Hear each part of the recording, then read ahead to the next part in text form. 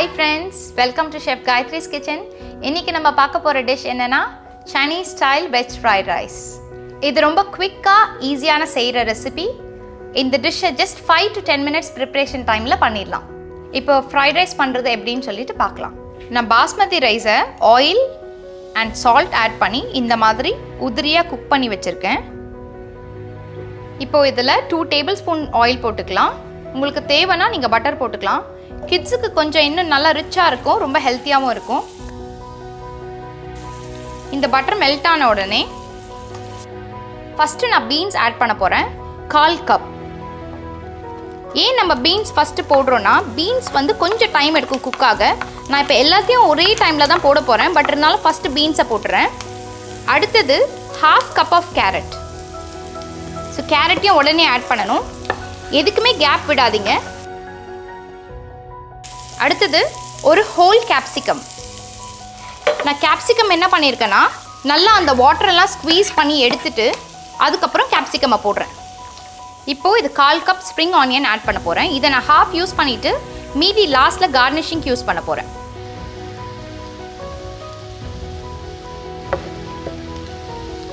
இப்போ நம்ம என்ன பண்ணோன்னா உடனே ஃப்ளேமை ஆஃப் பண்ணிடணும். ஃப்ளேம் வந்து ஆனில் வைக்கக்கூடாது. ஜஸ்ட் ஒரு லிட்டில் டாஸ் பண்ணிவிட்டு நம்ம ஃப்ளேம் ஆஃப் பண்ணிடலாம். இந்த ஃப்ரைட் ரைஸோட ஸ்பெஷாலிட்டியே பார்த்தீங்கன்னா இந்த வெஜிடபிள்ஸ்லாம் ரொம்ப க்ரன்ச்சியாக இருக்கும், ரொம்ப டேஸ்ட்டாகவும் இருக்கும். நம்ம சுவிட்ச் ஆஃப் பண்ணுறதுக்கு முன்னாடி கொஞ்சம் லைட்டாக சால்ட் ஸ்ப்ரிங்கிள் பண்ணிவிட்டு அப்புறமா சுவிட்ச் ஆஃப் பண்ணிடலாம். ஏன்னா நம்ம ஆல்ரெடி ரைஸில் வந்து சால்ட் ஆட் பண்ணிட்டோம். இதுக்கு எவ்வளோ தேவையான அளவு சால்ட் வேணுமோ நீங்கள் இதுக்கு ஆட் பண்ணிக்கலாம். ஓகே, இப்போ ஸ்டவ் ஆஃப் பண்ணிடலாம். ஃப்ளேமை சுவிட்ச் ஆஃப் பண்ணிவிட்டேன். இப்போ நான் ரைஸ் ஆட் பண்ண போகிறேன். இப்போ நான் எடுத்து வச்சிருக்கிற எல்லா இன்க்ரீடியண்ட்டும் நெக்ஸ்ட் உடனே ஆட் பண்ணிடணும். கேப் விடக்கூடாது, ஏன்னா ஆட் பண்ணிவிட்டு உடனே நம்ம எல்லாத்தையும் டாஸ் பண்ண போகிறோம். 1 teaspoon white pepper powder add பண்ணிக்கோங்க. இது 1/2 டீஸ்பூன் சுகர். இதுக்கு கம்பல்சரி சுகர் போடணும். அந்த சைனீஸ் ஃப்ளேவர் வரதுக்கு இதுதான் மெயினான இன்க்ரீடியண்ட். நம்ம பார்க்கறதுக்கு சுகர் அதிகமாக இருக்கிற மாதிரி தெரியும், ஆனால் அது அதிகமாக இருக்காதுங்க, பர்ஃபெக்டாக இருக்கும். அடுத்தது தேவையான அளவு salt, a few drops of soya sauce, few drops of vinegar. இதை நம்ம கம்ப்ளீட்டாக ஸ்டவ் ஆஃப் பண்ணிட்டோம். அந்த வெஜிடபிள் நம்ம போட்ட உடனே ஸ்டவ் ஆஃப் பண்ணிட்டோம். அந்த ஸ்டவ் ஆஃப் பண்ணதுக்கு அப்புறம் தான் அந்த ரைஸு இன்க்ரீடியன்ட்ஸ் எல்லாத்தையும் போடணும்.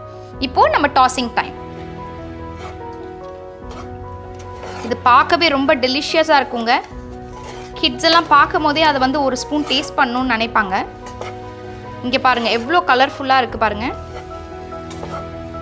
கண்டிப்பாக இதை ட்ரை பண்ணி பாருங்கள், உங்களுக்கு நிஜமாக பிடிக்கும். உங்களுக்கு காரம் வேணும்னா நீங்கள் அதிகமாக பெப்பர் போட்டுக்கலாம். எவ்வளோ குயிக்காக ஈஸியாக நம்ம சைனீஸ் ஃப்ரைட் ரைஸ் பண்ணிட்டோம். இது மறக்காமல் ட்ரை பண்ணி பாருங்கள். எனக்கு கமெண்ட் பாக்ஸில் கமெண்ட் போடுங்க. இந்த வீடியோவை பார்த்துட்டு இருக்கிறவங்க மறக்காமல் சப்ஸ்கிரைப் பண்ணுங்கள். நிறைய பேர் வீடியோவை பார்க்குறீங்க, ஆனால் சப்ஸ்கிரைப் பண்ண மறந்துடுறீங்க.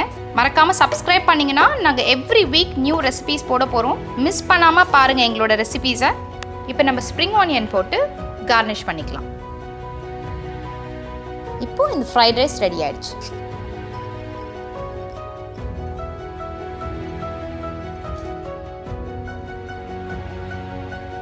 இந்த டிஷ்ஷை சாப்பிட்டுட்டு எப்படி இருக்குன்னு சொல்கிறேன்.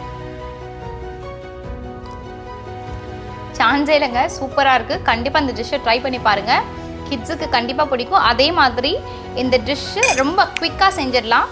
மறக்காமல் ட்ரை பண்ணி பாருங்கள். இந்த டிஷ்ஷை ட்ரை பண்ணிவிட்டு எனக்கு கமெண்ட் பாக்ஸில் கண்டிப்பாக கமெண்ட் பண்ணி சொல்லுங்கள் எப்படி இருந்தது இந்த டிஷ்ஷுன்ட்டு. நிறைய பேர் நம்ம வீடியோவை பார்க்குறீங்க, ஆனால் சப்ஸ்கிரைப் பட்டனை மட்டும் கிளிக் பண்ண மறந்துடுறீங்க. Please subscribe to chef Gayathri's kitchen. Bye.